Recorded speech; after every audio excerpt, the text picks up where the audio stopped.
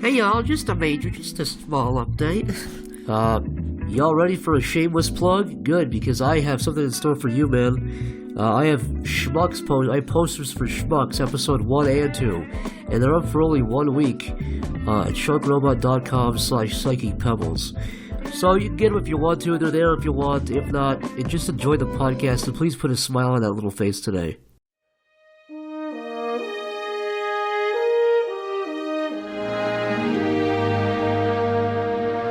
Since the dawn of mankind, humans have gazed at the stars and asked themselves questions as the stars gazed back. Why are we here? Are we alone? How will it all end? However, out of all the questions man has asked over the millennia, there remains one that trumps all others. What if a nasally online web animator started a podcast where he shot the shit with a guest for an hour or two while you sat there with your gut hanging out? While most of man's questions remain unanswered, I do have an answer for that last one. Right now. On SCHMUCKS.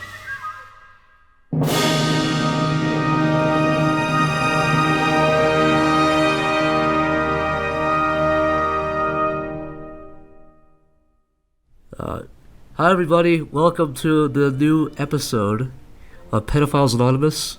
Now don't be fooled, my guest with me Wait, h3h3 what? is... How did you just introduce me? No. I'm not sure that's a good look, dude. I'm not accusing you of being a pedophile. I'm the anonymous pedophile. What the fuck? I thought we were just coming to chit chat. I didn't know this was is to catch a ambush. predator, You got fucking dude. ambushed. You got ambushed. I will not have a seat right over there. I'm asking you to have a seat. I got my pants pulled up nice and high. I want you to have a seat so we can talk about some stuff that I did. I want to tell you about how I'm a monster. Okay. Oh, that's I alright. I need somebody to talk about, but also publicly about what a fucking piece of shit I am. What a monster I am. That sounds better. You know what I done? Tell me. I'll tell you what I done right now, right about now. I did fiddle a kid, but not that much. Just a little touch. I touched him and I felt real Just bad. enough His to penis, know. his penis and/or vagina, I can't remember the details. It receded to him like a snail's eyes, and I said, "That's not right. Something's off." So it wasn't that you didn't like the act of molesting a child. You just didn't like their genitals. Yeah, it startled me. It shocked me. I wonder if that's ever happened before.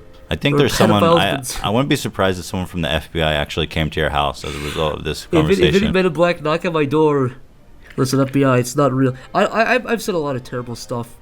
Anyways, I'm pretty sure I'm gonna go to jail at some point. You're on a list. You're on a couple lists, probably. I know it's a meme, like you're on a list now, but I guarantee you I am. Yeah. Well, you guys talk about quite a lot of fucked up shit in the sleepy cabin.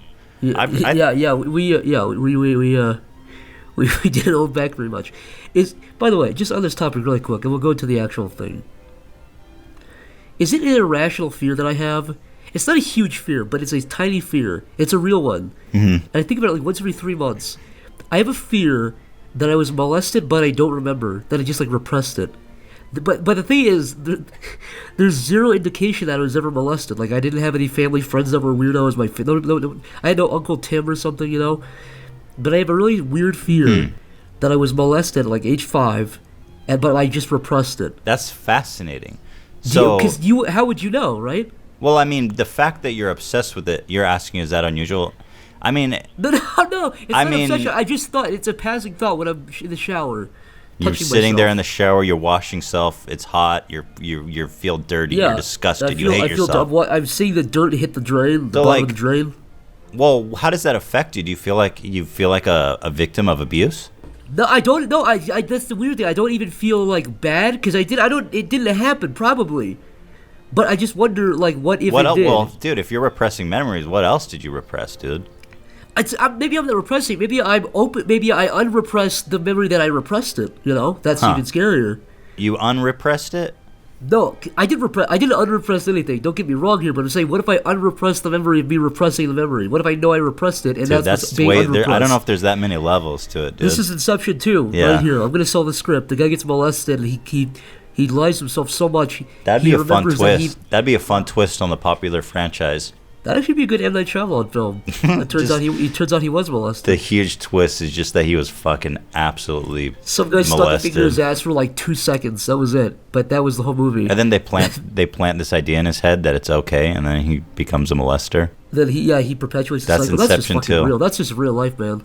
That's what happens. They just become... Christ. You know what's crazy? I watched this documentary about all these child predators in Hollywood. Man, I can't believe what's going on there, dude. I would actually be scared to raise a kid here. I really would. Well, it's like, I don't know how widespread it is, but there's certainly like a lot of predators. They were like these high-level agents, child agents. And they would have parties where they would come fuck these little kids, like, 12, 13 years old boys. And it was like a completely unkept secret in the industry. And the craziest thing is that this guy, Bryan Singer, he's the director. Yeah, the fucking director of X-Men, right? He's directed and made so many movies with X-Men and famous actors. And this guy is pretty much all but, like, in terms of having enough evidence to convict him, a known child rapist. And by the way, he just directed a movie like a year ago or less. He's still doing shit. No, he just made a huge movie with with huge actors. Like, here, let me check him out. Like, by the way, Bryan Singer, don't sue me. This is just my opinion. This is I can't deal with this another girls lawsuit. Gossiping. So, producer, The Usual Suspects, X-Men 2, X-Men Days of Future Past. And he's working on a bunch. He wish he could go to the fucking. He wish he could go to the past when those children were younger. You know what I'm talking about? Wait, Ela, he made Legion. I thought he wasn't on that show. What's Legion? No, I made a point to not watch his stuff. And me and Ela were just watching the show Legion on FX. You endorse a pedophile, man. Fuck, dude, I thought I Wall swear Street to God, Journal, like, come and get some of this. I followed this guy's career just for the purpose of not watching his shit. Fuck me. What was his role? That was like just a director? Was he just a producer? Executive producer. Okay, so that means he probably had a pretty big... He's involved. There's some kids in the dressing room fucking... That you paid for. You've directly paid for this man's fucking... Ugh. You're a monster, Ethan. I was right at the beginning. You're a monster. Yeah. You're second-handedly a monster. Fuck, That's fucking... Dude, the fact that Jared Fogle, is that his name? Yeah.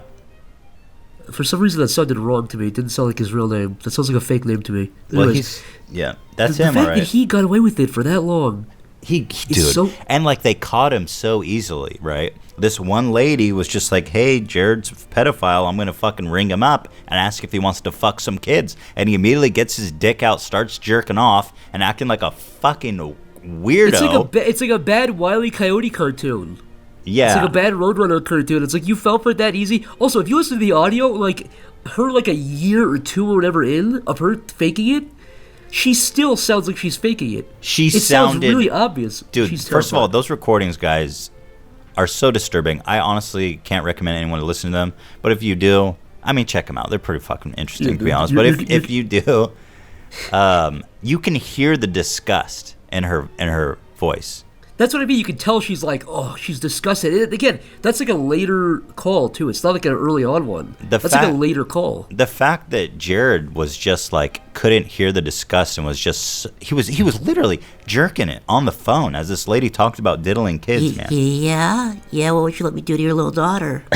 God, Jared. What is with pedophiles? They're everywhere, I feel like, lately. Can you put that on a shirt? What is with pedophiles? H3h3. Put that on your tombstone. Just why? I feel like they're everywhere. They're infiltrating like every level of society. And like in the UK, everyone's a pedophile. Like Jimmy Savile was a national treasure. Hillary Clinton, dare I say it? Pizzagate hashtag? Yeah. Let's not no comment on that shit. That's too real. But Jimmy Savile. National treasure in the UK. Dude raped like 200 kids. And by the way, who would ever look at Jimmy Savile and not say, "Oh, that guy's a child rapist"? Also, the guy, the head of Fox News, Roger Ailes. Like, did you see the woman's testimony? This woman was like in 1988 or something. She was like, "Yeah, I was 16, and he asked me to give him papers." It's not funny. I'm not laughing, but you'll see why I'm chuckling. The woman was like, "Yeah, he just asked me to bring him up some shit." And he pulled out his pants and his dick was like red and inflamed and he chased me around his desk. She testified that his dick was red and red and inflamed, and she said he inflamed? chased him. Inflamed. That was the word she used. Christ. This big swollen fucking like pearcock, and this man is chasing her around his desk. It's bad enough to be like raped by an older man, but goddamn, if that's the I don't first even think penis. she was raped. I think she was just chased around and she left, and he was just like, "All right, that was that." And he Well, just went out with his fucking day. he's like, all right, Well, and now back to running the world. Foiled yet again. Just left it alone. What you? It's so play weird that you golf. could be that Just high go up play and nobody golf. fucking rats on you. That's not an appropriate hobby. Just go play golf, dude. I don't know what rich people do.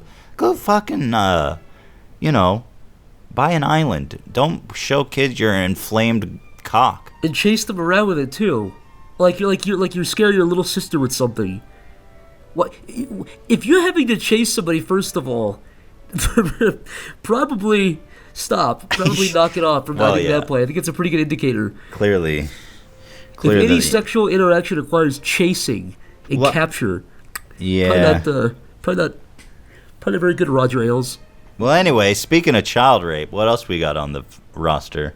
You know what? One thing we could chat about on documentaries. I've been watching for like the last like few weeks. I don't know what it is. I'll just get these weird like impulses to watch like binge certain types of documentaries while I work. Mm-hmm. Like there was one day I felt really weird, but there was one day where I watched like one Columbine documentary on YouTube. It was like 20 minutes long.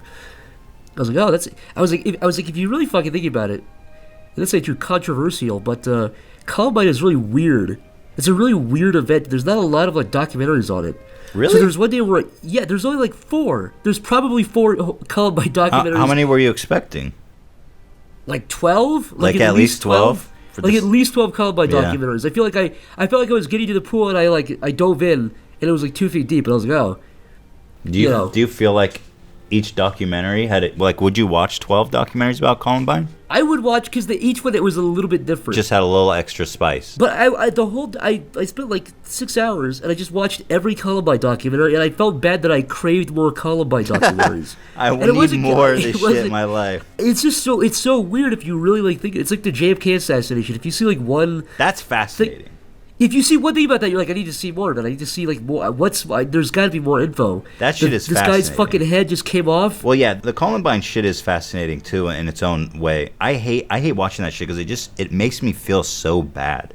I tremble whenever I watch it. I feel tremble. No, it's so horrible. Those kids were so disturbed that it's like, it's just so sobering to be like, God damn, like horrible things happen in this world. I mean, fuck. The weirdest thing is this is probably the bottom of the barrel for any person. I felt like I was like an addict digging in a dumpster, but I was just out of curiosity. I was like, I'm just from a fascination standpoint. I just wanted to see more of it. I looked up the transcripts just out of curiosity, and they quote Monty Python. At one point, they say they shoot somebody in the fucking head, and one of them says, "Don't worry, it's only a flesh wound," or whatever that quote is. Oh, but I do remember them saying that. I think that's just like colloquial. I don't know if they're like, hey, I'm a huge fan of. They're Python heads, bro. It's fact. So do we blame Monty Python? I was gonna say but I read that and I was like, holy fuck! Could you imagine? Could you imagine if some guy like took down the One World Trade Center before he did it? He said like, "Papa bless." Oh God! How fucking nauseous would you feel? Are you sure they were like actual fans of Monty Python and he wasn't just saying like because that's a very widely used expression. But this was before the days of the internet, man. That's like you have to watch the movie pretty much. I know it was like kind of a pop culture thing at that point, but yeah, they seem like the kind of guys who kind of shut-ins. They seem like the crowd who I wouldn't be surprised. Well, Monty, these guys are. I mean, I can't. I have such a hard time like taking someone who would just. I mean, they're like straight psychopaths. Like they went and they found helpless people and essentially just blew their brains out for the satisfaction of watching them die. Like it's hard to imagine this person sitting at home and having a chuckle over Search for the Holy Grail. You have to imagine that because that was the way. They probably sat back and they watched Beavis and Butthead or whatever. They laughed at it. Like, you know what? No, I think they were playing Doom 3D. I think it was video games, and it was probably Korn they were listening to that polluted their sweet young minds. Dude, you joke? You say this in jest, but that was like the consensus. Yeah, I remember. Until like 5-6 years ago, that was like a thing. to say that video games cause violence. I think one of the best things I heard in response to that was like, whatever happened to just being crazy? We always looking for something to blame or some explanation for why the world's fucked up, but it's like, dude, there's no explanation. They're just crazy. We just got to accept that. Stop trying to fix the world. Just some people are crazy, dude, and shit happens. My point of view is like, if you're a fucking psycho and you actually want to see people get killed, you'd be attracted to that stuff anyways. But you got to look at the fucking 99% of people who play Doom and didn't shoot up a school and have pipe bombs, you know? Like, of course, those guys. But I think the claim that like that caused it, like that inspired these beautiful Christian boys with their hair parted to be monsters is ridiculous. I don't know how anybody fucking didn't like point out the obvious holes in that. It was a thing for like 20 years. That ideology. Funnily enough, though, it's interesting because yeah, like you said, everyone's blaming violent video games, but I feel like since then games got even more fucked up. But I guess the thing is, people buy that shit, so there's no real way to censor it. Where like on YouTube now, everyone's like, oh, everyone's racist, I'm gonna pull the brands. But people I was gonna say, the equivalent now is video games are sexist, or they cause sexism. That's the thing now. I guess I think there's probably less hysteria about that, because I do remember back then it was just like accepted by anyone over the age of 20 that video games made people psychopaths. Look, all I'm saying, man, is I just wish that there were more satisfying Columbine documentaries, alright? I love documentaries. This is like one of the best. A great documentary is so satisfying, isn't it? I watched one. You ever see the Iceman guy? The Mafia hitman? No, I don't know what that is. That's actually a really good one. I would recommend to anybody. If you wanted to see it, it's literally just, I think it's ABC News. Maybe it was 60 Minutes or something. It was one of those fucking things. They sit down with this guy who's in prison. He's been in prison for like 10 years. They did two. They did one in like 1992, and he did one in like 2002. And he died like 2005 or 6 or something. Mm-hmm. But, so they sit down and they interview this guy, and he's asking him questions. And it like, with him talking, goes over like footage of like the crime scenes and shit. But he was like some mafia hitman, and both of them are really weird because he's like kind of smiling the whole time, but he's also kind of looks broken up about it. But there's one part of the documentary where it took me off guard. He's talking about the narrator's like the Iceman, because they call him the Iceman because he like would freeze bodies and throw them out like 2 years later. But that's how he got found out. They found like ice crystals in a dead body. Was that like something he was into? No, it wasn't like a pleasure thing. It was just for like business. It was pure business. Just business, dude. That's what makes it business. Yeah, like that's what makes it. Why not just throw it off a bridge? I like that though. It's just business, dude. I keep my bodies in my freezer. There's one part of the documentary where he's like, yeah, you know, it was Christmas and this guy pissed me off, and I went home. I was thinking about it. I was putting toys together for my children. And I started thinking about it more and more, and I left, and I fucking shot the guy in the face, and I came back and continued putting toys together. But it's literally, it's like a straight up like Mafia dude. He talks about, yeah, it's just business. But there's one part of that where it does get weird, where he does turn to like a little bit of a woohoo. Yeah, for sure. You gotta have a little of that to go. The narrator goes, the nice man was testing out his different weapons of killing, you know, like pans across the table of like guns and like knives and shit. And he goes, yeah, you know, one time I wanted to see what would happen if I shot a guy in the head with a crossbow. she goes, what happened? He goes, it worked. what the fuck did you think was gonna happen if you shot a guy in the face with a crossbow, dude? There's only one. There's literally just one outcome there. Hate to spoil you there. You're into that shit. I remember talking to you and John. You guys love this like people dying subreddit. It's fascinating. I can't handle it. Subreddit. You're talking about watch people die? Yeah, you guys. I remember you and John just sitting around having a good old laugh about watch people die. No, look. You guys were laughing. You were cheering. I remember you were watching them. You guys were clicking beers, kicking them down. There was a little bit of whistling. There was some whistling and knee slapping. I'm not gonna lie to you. I can't handle that shit. It makes me queasy. Did you ever have a point though where you would like, you know, just like for like an hour, just watch a couple of those videos and you go, oh my god, yeah, that's awful, and then you don't watch it for like I usually watch one, like, for example, like these videos of people's like legs snapping or, you know, horrible. That's not the worst thing you can see, but anything like that, I'm just like, fuck, dude. I just close it. I feel like I can feel it when I watch that shit, and I X out. I peace out, dude. I'll do this weird thing. It's not even like an enjoyment thing. I do it out of curiosity, and like it always humbles me a little bit. It takes my ass down a few pegs. Because when you see, I mean, look, I know that's easier said than, it's, if that was me on the other end, I don't know if I want people watching me fucking burn alive and scream in Russia, but, I don't know, I feel like if you watch it, you get a little more, you feel brought down a little bit more. Just that you're also flammable? I'm also flammable. If you also crush me with a fucking gigantic piece of steel, I will in fact die. My brain activity will in fact cease. But it's not like I watch it every day. Like probably once every 2 months. You watch that shit every morning, you sick fuck, with your Cheerios. I might rub my cup dick of while coffee, I watch it.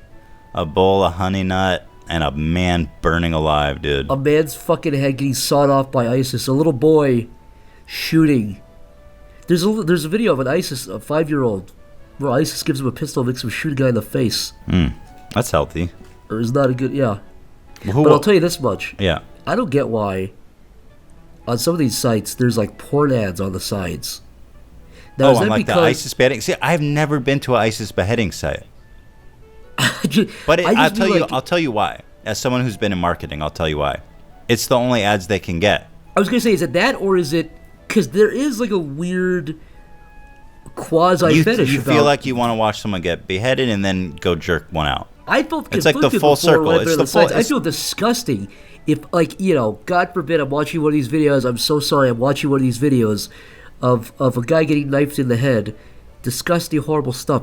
And then in the sidebar, I'll see a beautiful woman, someone's daughter. Yeah, it's the full cycle of life, dude. It's life, and it's death and rebirth, all in the scope of 30 minutes. It's a beautiful thing. I do think, though, that no other advertiser in their right mind would put ads next to ISIS beheadings. And the porn guys have absolutely no fucking scruples about it. So it works on all levels, really. God bless them, dude. Everyone wins. And again, some people have a fetish for that shit. Like people dying or violence or gore. So it's a win-win. ISIS that could be a good market for ISIS. I heard that Coca-Cola's ads were on ISIS videos. Is that true? Do you know what I saw? There's there's so many people trying to fuck with YouTube. There's this one guy who's obsessed with YouTube funding terrorism, and then the Wall Street Journal is obsessed with racism. And apparently, actually, I didn't realize, but the two guys aren't communicating, from what I understand. Like this one guy with the copyright, Eric Feinberg, or whatever his name is. Why do these guys always have to be Jewish, by the way? It's like, fucking hell. It's like every comment. It's like, goddamn, every time. It's like, dude, just, God. He's always a Feinberg or a Goldstein. It's like, man, can't it be a fucking Smith for once? God damn, I'd kill for a Smith psychopath for once, dude. Can we just back off? Anyway, this guy, so he's all about ISIS and terrorism, and then the media is all about racism, and together they're really tag teaming YouTube. But I've never seen the ad running on the ISIS. I always saw them on the racist videos, or that was the thing. The claim. You know what's weird about the terrorist one? Did you actually see the video that was in question? No, I didn't. It was literally a dude testing out the type of body armor, like the stab-proof, the bulletproof armor that the British police have. He was testing with a basic knife. It was after that stabbing happened like a few weeks ago. Wait, you're talking about the Swedish guy? The slingshot channel? Maybe it was that guy, but the video, the quote-unquote terrorist video, was literally just a dude testing out what police vests, like how good they are. Oh, you're thinking about the slingshot channel. It might be that. Is it the video of the dude stabbing the vest, saying, look, this is why police need to have... Yeah, Scandinavian guy? That was the quote-unquote terrorist video. That was the one they were claiming was a terrorist video. Yeah, that was They were saying that was extremist. Horrible. I never spoke about that publicly, but that was just... I knew that guy was going to be fine because it was just so outrageous and everyone was talking about it. But this Swedish guy called the Slingshot Channel makes really cool content. He just builds weaponry at home and tests it. That's it. And there was a stabbing in Sweden, so he wanted to test how these proof vests work. And that's it. He stabbed it, and that was his video. And some tabloid in the UK, the Daily Beast or something, ran this huge article about how YouTube's funding terrorists, and they did this huge piece about the Slingshot Channel as a terrorist. YouTube removed his video. They gave him a community strike, and he's like, fuck, dude, my channel's going to be shut down by the Daily Beast. What's really fucked up is in that video, he says, this is why you guys need to have better vests. These are not sturdy. These are not good. Dude. He's not saying, here's how you fucking stab a cop. He's not... Yeah. The whole thing is crazy. I don't know if it's I know there's huge conspiracies about how it's it's traditional media trying to shut down YouTube because it's too effective and they're jealous and they want a piece of the pie and all this. I honestly don't know if it's that. It might be as simple as they just love these hot, sensational stories and they're really sticking right now. Like, it's just, that just seems way more.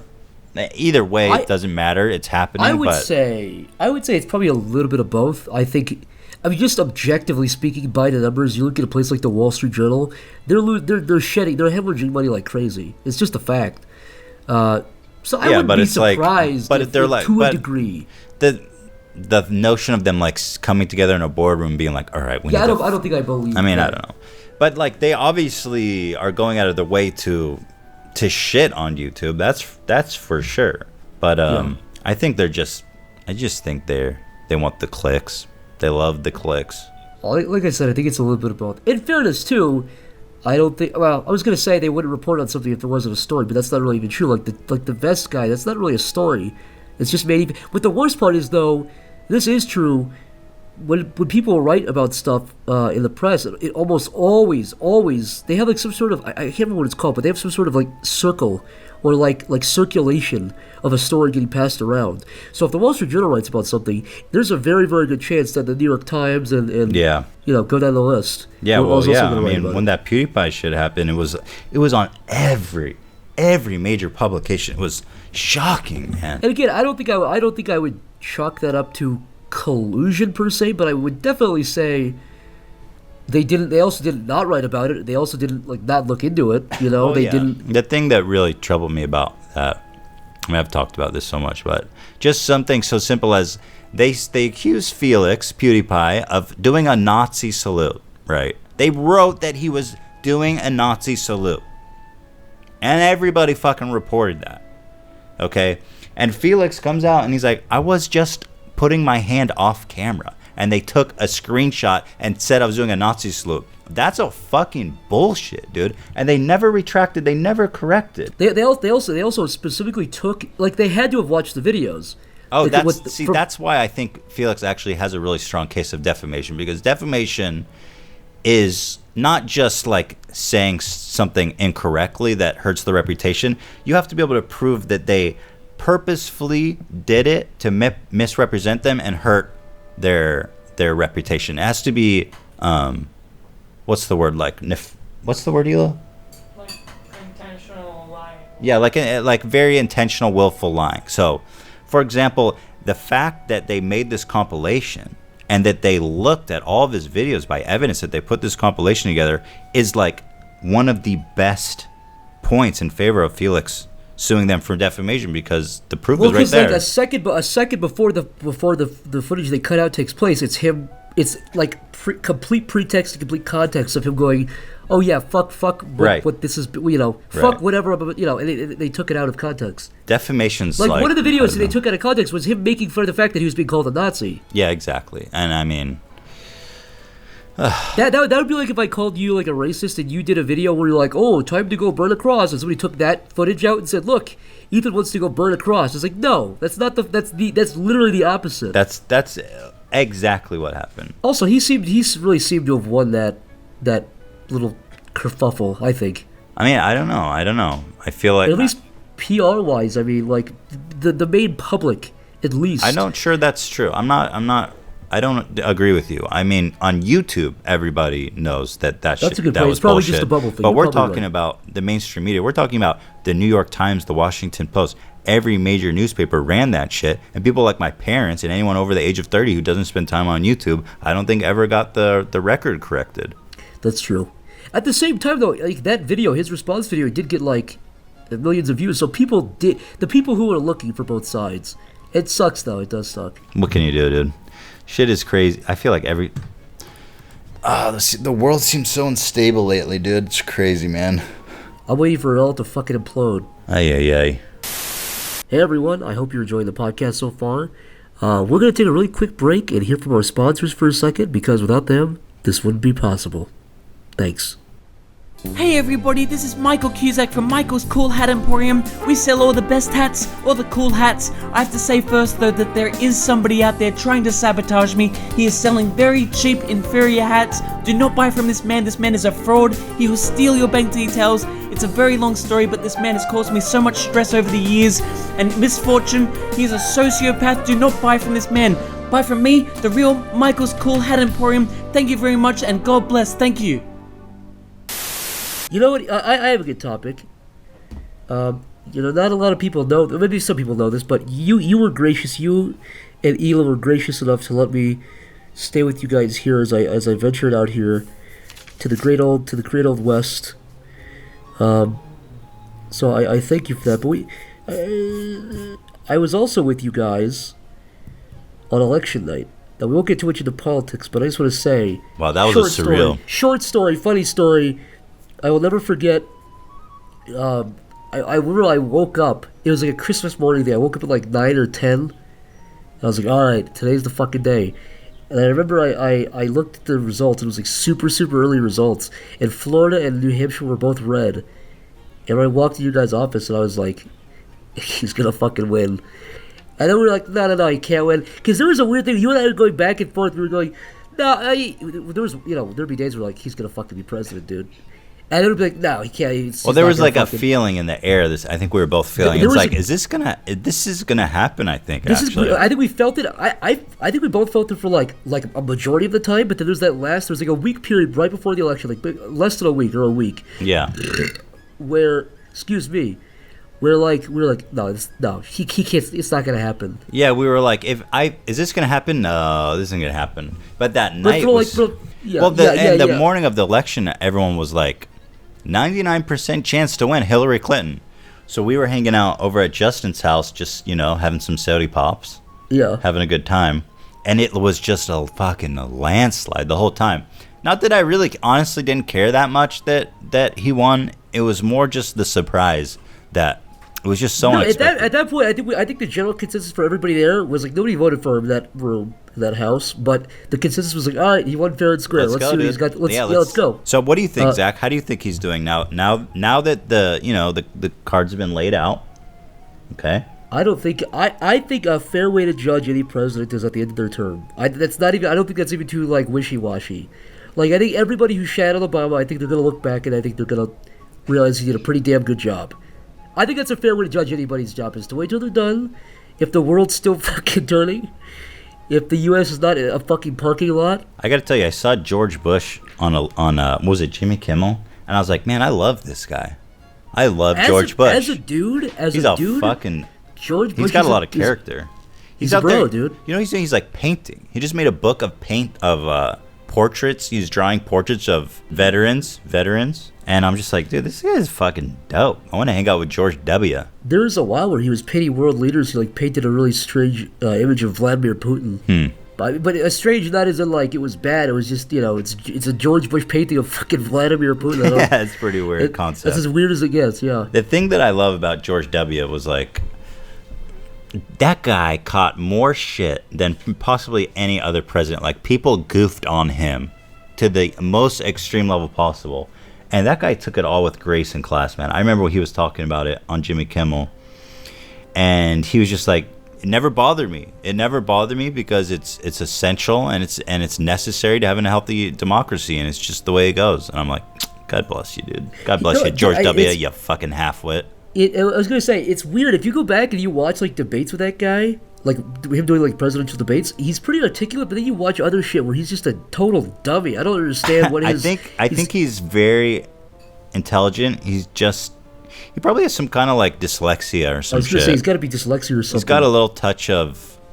It makes him sound dumb, but I'm sure he's a very intelligent, well-educated person. If anybody wants to go have a really good goof from the past, type in George Bush dumb moments on YouTube. You'll probably find some... That's a lot of fun. If you want to jump back to 2006 for a second, there's actually almost all of those clips are genuinely really funny. Dude, look at this clip, guys. If anyone's out there Googling shit, look up George W. Bush drunk at a wedding. I don't think I've even seen this. What the hell is this? He's blasted at his friend's wedding, and he's talking so much shit on the groom. and it's hysterical, dude. I think it was when he was governor of Texas too. I was gonna say, was this before? So this was before he ran for president. Yeah. It's weird, yeah, because the president is two people. It's like a dude, and it's like the guy who has to run the fucking thing, the whole thing. Man, I that's one job I would never want. I do not envy Yeah. the president. That seems like a horrible job. Would you ever go into politics, Ethan, and make like would you ever trumpet or just go Just fuck trump it in. I Just think it'd fucking be trump cool it. maybe someday to run for public office. I think you could probably, if you did it right, you could probably win governor of California. Dude, that would be fucking crazy, man. Dude, Just that would be the vape. funniest shit of all time. Like fucking all those faces and like painted faces, and you fucking sucking your chin back. I'll just oh, I'll put on oh, my yeah, as- I'll put on my weed do-rag and vape for my portrait in the Capitol, the state That would be Capitol. a fucking nightmare. Nobody could stop you if you just like. Yeah, if why you not? Did, if Who you, says I have to fucking look nice in my portrait, dude? I was gonna say the you game. could. They can't fight you. They can't do anything. That's gotta be terrifying for like a government. Well, I tell you, I like the idea of it because there's no transparency in public office anymore. I feel like there's no accountability. There's no transparency. There's no kinship between, for the most part. Some people do a great job, but between elected officials and representatives. And I think it would be super cool to hold some kind of office like mayor of LA or governor. That's kind of lofty goal, governor. But just speaking hypothetically, like to get in there and just tell people like what's going on, you know? Because Like, all right, look, the reason we're in the red is because this. All right, this is It happening. sucks. I can't do this because of this. Most people don't understand. Like, I made this promise on my campaign, but I can't do it because of this, which is what I didn't consider. Just being like honest, which Yeah. is something that I'm just so sick of, like the double talk in politics and If, nobody. if at least somebody went up there and said, you know what, I promised this, but somebody paid me to not promise that, so I can't do it. I I'm sorry. can't. have to- Listen, I was paid $1 million by Comcast. I was paid $5 million. I How just many want- of you out there I just wanna would be not, would honest. not do this for $5 million? Raise your fucking hand. That's what I thought. Dude, if you're a governor and you take money to do that, man, you're a special place in hell for you. That's why I think you should only run for office if you're. I mean, Like not if rich, you but getting like, into government to make money, you are oof, man. I do not like that person. I would just say give him. I would almost even say this for the president too, but just like give him longer terms and make it like you can't fucking run again. That's it. It's one time and you're out. That way you don't have to worry about like getting money down the line. It's an interesting thought. So if you're a senator, you can only run fucking once. I think there just needs to be a. I know they limit the amount people can donate, but it just turns into this crazy marathon where it's like elected officials spend, I think, 75 to 90% of their time just raising money for the next election. It is so fucked, dude. Every time someone gets elected and you're like, oh, this is different. This is the person who's going to get into office and tell the truth and, restore transparency. And it never fucking happens. And I'm sure there's a reason. There's good reasons that they learn that we don't know. And I'd like to fucking know what that is, and I'd like to be transparent about it. That's like my dream. Yeah. I'd probably be Even- I'd be a shitty governor. I'd be a shitty leader, dude. Fuck, man. I'm lazy as hell, dude. But hey, I'll be honest. Dude, if you were like wealthy enough where you could get in there, I'm sure if you or I ran and like fucking when we were way older, I think we'd have a pretty good fucking ad campaign. I think we wouldn't have to spend that much money on it. Yeah. Like yeah, it would just be. Yeah. I think it's a pretty fair statement. That's not too. Yeah, no, Like, I mean, God, You I clearly wonder. know how to market yourself. I don't think it'd be that much. Like if you ran for fucking governor of California today, if you announced that, like Brianna Wu, I don't think you know who that is, but it's like some fucking like Gamergate person from a couple of years ago. Her slogan was like, "I beat the alt-right, and now I'm gonna run for governor or whatever the fuck she's running for." And My she's point doing is, if good. that Is she person, winning? can. I guess who knows, but I don't think it's for like another year or something. Yeah. Maybe I'm wrong. But that said, if that person can make a little bit of a splash with that, if you announce today, I think people would fucking vote for you. God, wouldn't that be so surreal? Yeah, I think you're almost getting stressed out just fantasize. thinking about something that hasn't happened yet. Yeah, I'm getting worried, dude. I'm like freaking out about it. I gotta quit YouTube. I gotta quit all my shit, dude. I gotta go campaign. I fantasize about it in like 10 years from now. If it was like 40 or 40, if I was like 45 or 40, I would fucking just be like, I'm just gonna do it. If I win, I'll do one time. I'll try to fix the books, make them. I mean, it doesn't seem like that hard of a job in a way. Like president, the stakes are way too high. But like governor, it's like just use your common sense and do what you think's right. I mean, I don't know. I mean, there are a lot of incompetent fuckheads who are elected to that level, and they just don't. They run the country, or they run the state to the ground, or the city to the ground. So if they can do it and they go to business, they go to school for this shit, and also you have assistants below you too. Yeah, or thank God, Here's dude. here's plan A, here's plan B, here's plan C. Yeah, well, I don't know. Would you ever run for public office? What do you think about that? Yeah, I would. Like 10, 15 years maybe. What's your dream post? It would be fun to be like a governor or something, wouldn't it be? Like Yeah. like high enough where it's like, ooh, this is spicy, People but also like, not. yes, like governor, like that's kind of a big deal. People like are afraid of you, dude. You're the boss of all the police chiefs and shit. What are you gonna what are you gonna kill people, Ethan? What do you mean? What No, are it's you just fantasizing like- about here? You gonna fucking they inject just someone's make leg them with ricin? grovel, dude. Just like make them grovel, man. You know, bring the chief in. Just be like, do you know who Like, I hey, am, what are you, dude? what are you doing, fuckhead? Do Stop. you know? Make sure to bring some coffee on your way up. Just make them grovel. Dude, Arnold Schwarzenegger had that like, he had like a cigar tent where he would bring in his adversaries and just like where he would smoke cigars with them and be like talk business. I think that's what I would do if I was ever that high of office. Just have a weird personal Cigar just- torture chamber. just a cigar. Yeah, dude, I feel genuinely intimidated still when I go into like a business meeting and a guy has like a liquor cabinet behind them. I'm like, what is this? The fucking 50s? What is this? When they have what? Like a liquor cabinet, like or booze or something. Have you seen this shit? Yeah, I've seen that. Some people do have really weird power plays at meetings, which is always so transparent. I hate when people do this. Like, But it I went works, though. I went to a meeting recently. The guy had this huge chair. He was sitting behind this desk, and then he doesn't have a chair for the guest. He has a little couch on the other side of the room that he makes you sit in. And I walk in. He's like, "Have a seat," and the couch is like, a good 15 feet away from the desk. And I'm like, where? Like, where do I sit? He's like, oh, on the couch over there. It looks like the children's table on Thanksgiving. And I'm like, dude, this is... Dude, you gotta admit, if you were in power, that would be a little bit fun. You know what the North Koreans do? They go in, and they would like saw off the legs of like an inch of the South Koreans like tables at that weird or at the DMZ. Yeah. And they saw off the fucking legs a little bit to make them shorter. That weird like something. Like I said, what's fucked up though, is that works. You feel like a piece of shit when the guy's in there with his big desk and you're sitting there like a fucking child at like the kids at the adults table. You feel like a loser. Yeah, I'm gonna do that for sure. I'm gonna make everyone. I'm gonna walk around on stilts, and I'm gonna make everyone put shoes on their knees and pretend to be fucking You should little make that people. campaign promise. Like your desk is like 10 feet in the air with stairs behind it. You have to walk up. Nobody's allowed to drink coffee but me. You offer it to him and say, "Sorry, you're not allowed." You can drink it outside. You can look in through the door outside. And drink coffee. No eye contact. I mean, technically, what stops you from doing that if you're in power? I guess people get mad at you. That's probably about it. Well, if you're Irritated? governor, yeah, I don't know if that's grounds for impeachment. If your insistence, like, he doesn't let me look him in the eyes, so I think we should. You treat him like a monster. I guess. But the thing is, you're not making that a law. You're just saying, "Don't look me in the eyes." It's like a request. Yeah, I'm just politely asking that you please just don't look me directly in the eyes when I'm speaking to you. Have you next time you're talking, someone just go, "Hey, can you shut up? Can you shut up real Hey, quick?" can you And, shut- and they do it. Like, most people will just be like so shocked. I don't know if you make many friends that way, but it probably does work. Although I don't know if they'll come back I've a done it like second once or time. twice to see what happens to a friend. You should try next time. Just if you're meeting someone for the first time, just be like, "Can you please just look at the ground when I'm speaking to you? Just don't look me in the eyes directly, all right? Don't look at me. Don't stop. Can you stop looking at me, please? Just look over there. What are you doing? What are you doing? Don't look at me, dude. You couldn't do look at me. anything. Again, it's not like you're making a law. You're just politely requesting. Like, you could technically do that to like a guy at Starbucks. Like, it's not. You don't have to have power to do that. Yeah, you shouldn't do that and report back. Let us know how does that work Guys, out I'm for gonna you. run for governor in 10 years, and one of the things we're gonna campaign on is you can't look me in the eyes if I win. Dude, actually, you know what?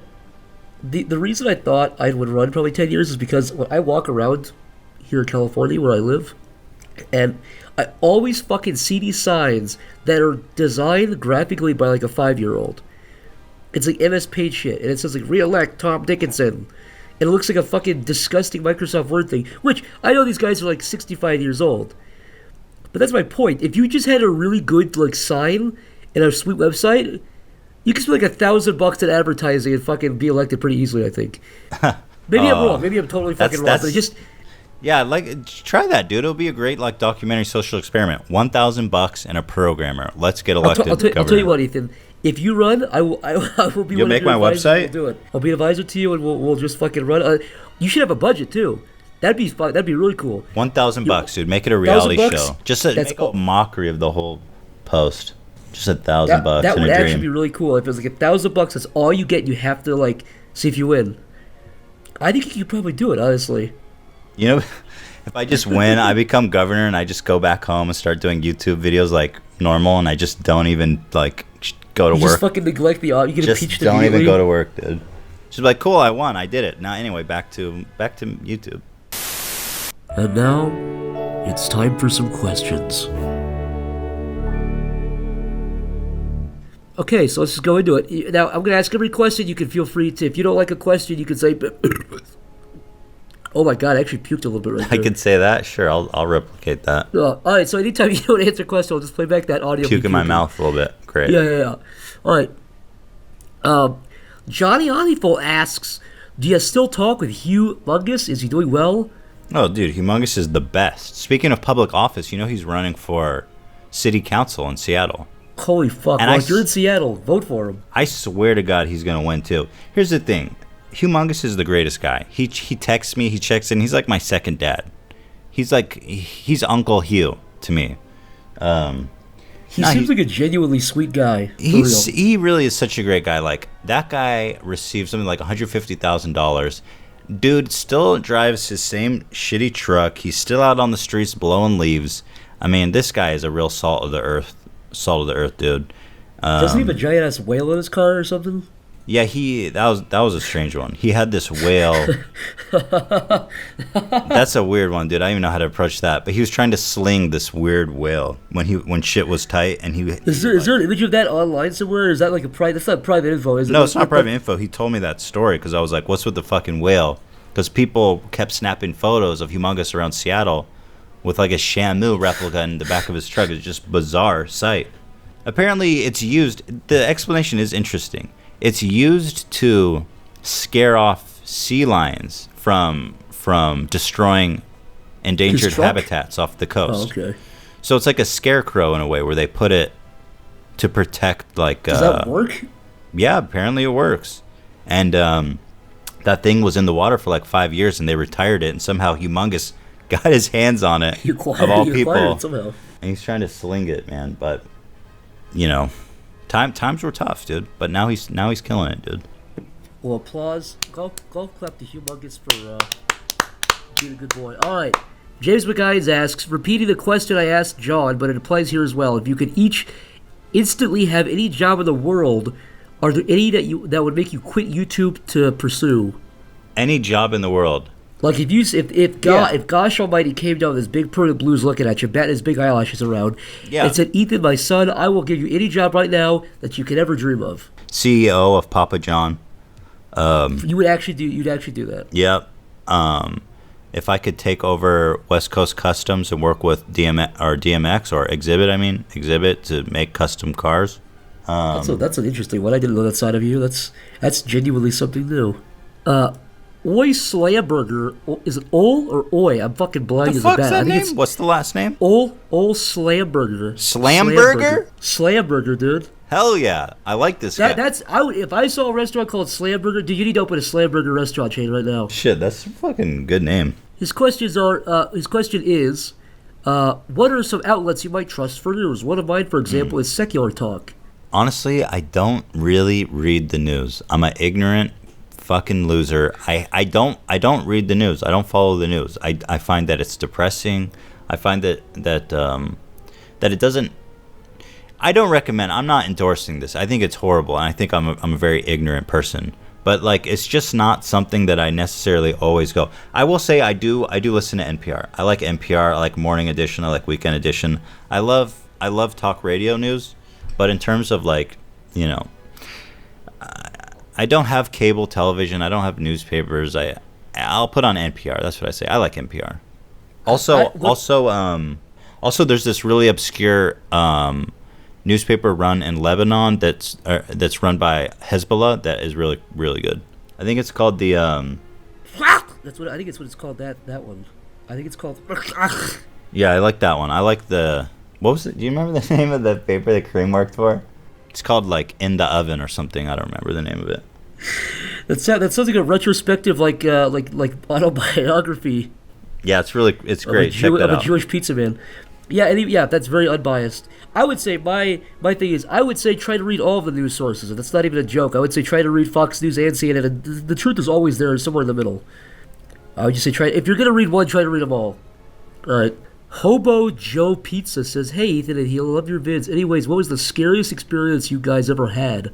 Like getting mugged or seeing a neo-Nazi at a theme park? Thanks." Well, I guess let's condense that to what's the most spooked you've ever been? Most spooked I've ever been. Oh, this is kind of a funny story. When I was a child, I don't know why, but I had this irrational fear of being burglarized. That someone's gonna break into the house and like chop off my head, or just whatever. Okay. And I had trouble sleeping because I would sit up at night, and I would always hear these horrible sounds, and I was always certain that someone was breaking in the house and coming to chop my fucking head off. So I did not sleep well as a child. And one day, the sounds were super intense. I was sure someone was breaking into my house, and I was like, "Yeah, I'm gonna get up. I'm gonna confront this shit," because I'm always hearing these noises, and I'm like, "How can this be happening every night?" So I creep out of my bed, and I'm following the source of the sound, and it leads me to my parents' room. I open the door, and it is my dad snoring like hella fucking loud. I thought that was getting a lot differently than it did. Yeah, I felt that. I felt like the expectation was gonna go somewhere else with that, but it was just my dad snoring. He was snoring so loud that for like 5 years I thought someone was breaking into the fucking house, and I lost. You thought somebody was just like breaking in and just like roaming your halls, waiting to kill you, and just would leave? Yeah. I mean, well, obviously it didn't happen, but like it didn't give me comfort that it didn't happen, because every day it's like shit, dude. And this, I don't think yeah. Go ahead. Sorry. Go ahead. I just had like this image. Kids are fucked up, man. Kids like torture themselves. I had this very vivid image of a man with an axe, because I used to sleep with the blanket up to my neck. He just cut off my fucking head where the blanket ended, and that's just how old were you when this happened? Man, I was probably about 10. So you were 10 years old when that happened, and that seemed like an irrational fear. But when I stayed with you guys a few months ago, when I moved here, like a week before I had come, you had said that like some fans had discovered about where you live, and I was like, that's fucking creepy. And so you guys had to leave for a couple of days at some point when I was staying there. So it was like 2 or 3 days where I just had the house alone. And that was kind of in my head. I was like, okay, what are the odds that some like psychotic fucking like just maniac decides to kill you guys one night, and they're gonna find my fucking scared ass there instead? And because if you break into someone's house to kill them like Charles Manson style, and they're not there, you're not just gonna leave the guy alone. Yeah, I had this irrational fear. Not irrational. And I was not 10 years old. You were in grave danger. I knew that. That's why I left the house. You leave me in and kill me, and you guys could come back and return to safety. No one's going to do that twice. So anyways, I was there alone one night. It was like 11 p.m. And I heard like a big like boom, boom, boom, boom. It was a couple big sounds. And then I heard a big boom. I heard a huge boom. And I was like, all right. In my head, I wasn't like thinking. It was like somebody definitely kicked in the fucking door. They're coming down the stairs, or they're roaming the house to find where you guys are. And they're going to fucking shoot me or stab me. And I had like escape plans. Like, okay, I need to go through the window. Dude, your room's fucked up. There's no escape from that shit. No, that's what's fucked up is I had to like go you just through the have hallway. like a 30-foot drop. Exactly. I had to like a 30-foot drop, or like go on a balcony and fucking fall down and break my legs. So I turned the lights off. If you jumped out, you'd just be like tumbling down with broken legs, and he would just calmly walk over and like, That's what I was fucking thinking about. So what I did was I stood up. I turned the lights off. I pulled my fucking knife that I carry around for self-defense and just opened it. It's a basic knife. Sometimes you need a knife. But I pulled the knife out, and I sat by the door for like 10 minutes waiting. I was like, all right, I might fucking just die today. This is it. I was like, sure. I was like ready to die. Yeah, you guys were like fucking living it up, having fun. I mean, maybe not fun, but you guys were sleeping peacefully. We were safe, baby. You were safe. And I was there with that knife trembling in your fucking home. And then I just ended up going to bed after like an hour of fucking being worried. Did you ever go out? I was like, okay, did you ever go out of the room and look upstairs? Fuck no. What I did was you just went to bed? Door. You're so vulnerable. What I did was I I put shit against the door so in case anybody tried to open it slowly, it would fall over and make a noise. God. And I had that knife under my pillow. So My I could God, at least... it was that bad? I can't believe that. I was so sure I was gonna fucking die, dude. I was ready to die. I was like, okay. I was like, the cops are gonna call Ethan and Hugh. They're gonna be like, this guy fucking died in your home. I was like going through my fucking death from a bang I heard. Did you call anyone? Did you like call Nikki and be like, hey, dude, sorry, this is it? No, because I was like, he's gonna hear me. I was like, I'm just gonna be a man. I'm gonna be a man and tremble behind the door, like a fucking like a scared animal. Oh, that's amazing, dude. I was a coward. I was a fucking coward. But I did like your idea of. It's not really, it doesn't really translate well to a podcast, but I always loved your reasoning for getting a shotgun for self-defense. Oh, just yeah. the image of like whipping it from your waist to the front of you outside of a doorway. Dude, shotgun is okay. I'm getting a shotgun. Let it be known, anyone listening to this, I have a fucking shotgun. Now that sounds dark. Cut that out. Anyway, shotgun is the best because first of all, you won't shoot through the wall and kill your neighbors. And 2, you won't miss that motherfucker, dude. Now, Ethan, would you shoot a man if he was in your home? If I locked my door and someone broke in and the alarm's going off and I hear someone walking towards my bedroom and they come to the door and the door's locked and it's closed and I see them trying to get in, I'm shooting whoever comes through that door. And I'll probably say like, hey, I just want to let you know, whoever's inside that door, I have a shotgun, and I will blast you in the fucking face. Dude, wouldn't you be worried that they have a gun too and they're gonna shoot through the door and hit you first? Dude, you think I'm not planned for that? I'm gonna like crawl. I'm gonna lay prone, they're never gonna expect where I am. It's gonna be a weird place. Here's the trip. I'm gonna have a speaker on the other side, right? I'm gonna talk through it so they think I'm on that side. I have a speaker installed on my floor so I can fuck with people trying to harm me. Like you're a ghost. No, I don't have that. But wouldn't that be cool? Just fucking like have like 5 speakers from every angle. Dude, that would be overwhelming if you were in somebody's house and you heard like imagine just making demon noises or something. At the very least, they would think you're a maniac. Yeah, that's and you know, half the time that's enough. That's all you need. Just go, you're gonna die tonight. Yeah. You're gonna see demons tonight. I'd fucking run away if that happened. All right, next question from Tom Atkinson. How do you deal with annoying fan interactions? Not everyone can pick up on social cues, and after a while, I'd probably want to break someone's jaw. Jesus, if they didn't get the hint. I think the broader question is, how do you deal with fans? Like, or have you had any negative experiences? No, not really. Everyone's been pretty great, honestly. Very great, very gracious, very considerate, very nice. I love meeting our fans on the street. They're very nice. I've had maybe 2 negative experiences. One was we're walking in New York. See this guy across the street. We're about to cross the street. He's smiling at me. So I'm like, he knows who I am. He wants to say hi. So we're about to meet in the middle of the street. And I'm like putting out my hand. I'm smiling like, hey, how you doing, dude? Nice to meet you. And he's a big guy. He's probably like 6'3". And he shoulder bumps me super hard. And he says, welcome back to high school, man. He says, what's up, faggot? And then he just walked off. He walked off. He didn't even look back. He had this like shit-eating grin on his face. And I was like, what the fuck? That was by far the weirdest and only really bad interaction I've had. The other one was some drunk guy that was kind of obnoxious, but it wasn't really that bad. What are you going to do with those? When I lived in New York with you and John, you guys, out of all the ones I saw, I don't think I saw any really bad ones. I think everyone's awesome, man. We've had hundreds of fan interactions, and they're all super sweet, man. They're all nice ass fucking people. It's most of people just going, hey, I love your videos, and they'll walk by. I'll tell you one thing that kind of annoys me. It doesn't like make me rage or anything, but just it's kind of annoying. Is when people are like, hey, where do I know you from? Like, who are you? Oh. And it's like, if you don't know who I am, why? Just this thing of like, you need to tell me who you are, because I don't know who you are. I know I recognize you. Tell me who are you, dude? It's like, just leave me alone, man, if you don't know who I am. It's just like that entitlement. My theory is, I think that might be at least like 20% of those people. I think are people who know you, who are trying to be coy about it, but it doesn't come off. I don't see the point. Just say what up, because they're already like, these people are even more invasive because they're like, tell me everything about you. Who are you? And impress me, and tell me why I should be impressed by knowing who you are. Yeah, exactly. And it's like, it's just this sense of entitlement of like, I don't know who you are. You don't owe me anything. I don't even care about you. I just want your time. I guarantee you, 100% of the time, if you tell them who you are, they're gonna go, oh, okay, and they're gonna walk away. Yeah, it's yeah, never yeah. like, oh my god, yeah, that's right. Yeah.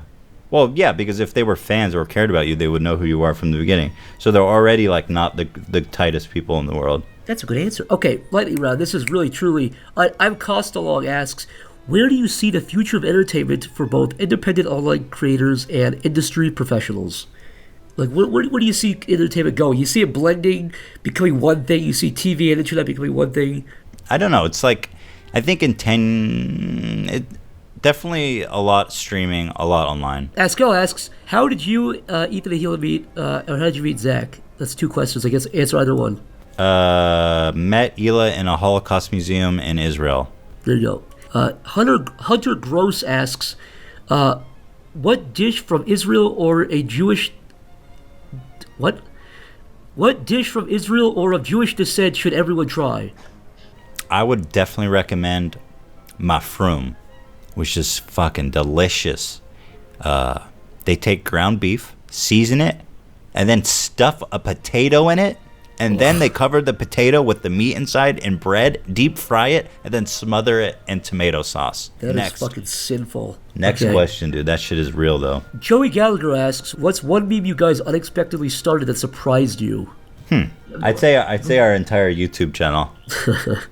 You guys, I remember when you guys were making the Vape Nation video, you were pretty like... That was, yeah. So on it. You were like, yeah, it's okay. Yeah, most definitely. That was very surprising. Lay Murphy asks, what's the worst part about living in LA? And don't say the traffic. The traffic is horrible here, man. Have you heard about the traffic here in LA? It's the worst. Yeah, I'm gonna tug my collar and tell you about the traffic. I would say the fucking heat myself. The heat's pretty brutal here. No, it's the price, to be honest. The price and the tax. You know, in California, you have to pay 10% tax on top of fucking government tax. I mean, people here are paying like over 40% tax. It's expensive, and besides that, it's fucking expensive. Adam Medhurst asks, is there anything you regret making? I wouldn't say regret, but there's some old stuff that's embarrassing that we've unlisted. I think that's more of just like, it has time and its place, rather than, I mean, that's just me. Yeah. Like, I don't, just from an outside perspective, I don't think you guys ever made a video and I was like, ooh, that's bad. It's always been like, okay. There's the Harambe one got, I think, many people. Yeah, that one rustled some feathers. That one, yeah, which kind of, I mean, obviously it was a shit post, but we had made similar videos on Ethan and Hila that I think it was just a tone thing. That was right when we combined our channels. That's right. That was right. That was. Yeah, the Harambe one. I mean, it wasn't a good video. It was just like a really dumb meme. That was like my out of touch with the young kids moment. Gib50 asks, has there ever been a moment in any of your lives that you wish you could wipe from history? Jesus Christ, dude. What is this well, this guy has a sinful past. This guy has a... What is this goddamn... That's like... Gib50, fucking atone for your sins. I want you to go ahead. I want you to write up a list of the things you've done wrong. Yeah, all the horrible things that you've never told anyone before. Write it down. And I want you to tweet it at both Ethan and I. Yeah. Because you've done some fucked up shit, man. It's okay. This is the last question. This question comes from me, Ethan. Oh, from you. From Zach. Ethan, why are you such a dang cool guy? I hate to ask you that, but I've just been wondering all these years. I don't know, dude. That's all, folks. Unsubscribe from my channel. It's all downhill from here, folks. This is the best it's gonna get. Hey y'all, it's me, your favorite guy.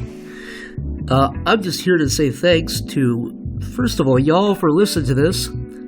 My good friend Ethan h3h3 for dedicating some of his precious, beautiful time to fucking yap in my ear for a little bit, and hopefully make y'all laugh. Hopefully y'all had a good time. I also want to give a big special thanks, big shout out to my little crew that we got going on now. I'm of course talking about Jeff Delgado to start off with. Very talented guy. He painted the little images you saw of Ethan and I, the little caricatures. Very talented guy. If you're a rich mofo, I would suggest giving all of your money to Jeff Delgado and commissioning him if he so pleases. I'd also like to thank Alan Brown for composing the intro music. Greg Catterman for narrating it, and new special warning. New kid on the block. I'd like to give a special thanks to Alden. What the fuck is this guy's name? Let me look it up. This guy's name is like a riddle. Alden Chambers, also goes by Echo Chamber. Echo Robot. Anyways, he did the music you hear right now that's behind me. That's punctuating my fucking voice.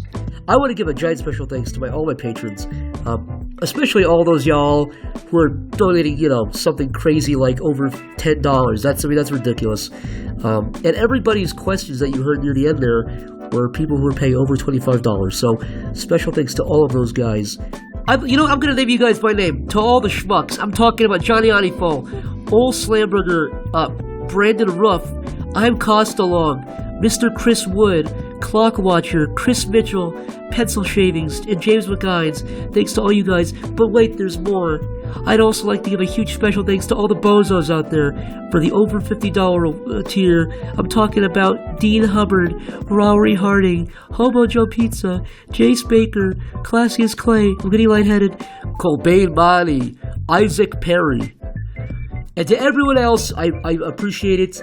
As per my Patreon, you're allowed to put a little ending message in here if you want to threaten the president or something, you get me arrested or confess your sins. You're allowed to do it here. Messages this week come from James McGuines. James McGuines says, "Can you call my mate Tyler an oxygen thief?" Hey Tyler, buddy, I hate to tell you this, but you're a fucking oxygen thief, dude. I'm gonna ask you to go ahead and put a bag around your neck, dude. I know you didn't tell me to say that part, but I felt like it was kind of implied. He actually attached a picture of this guy. This is the picture James attached. He attached this in the email to me. I don't know why you want this man to die, and I don't know why you gave me his social security and his address. And he said post this, but nobody attacked this man physically. Nobody do violence onto this man's life. The other message comes from Ois. I still can't tell if it's Ol or Oi Slamberg. I'm retarded, man. This is what it looks like on my screen. Is that Oi or Ol? I need consensus on this. I could probably just ask the guy, but I'm not going to. Okay, he says, imagine the noises Little John would make if he were going Super Saiyan. Look, man, I don't know who the fuck Little John is. He sounds like a little fairy tale character. Like a little pixie. That's not right. He's probably a rapper. Bye!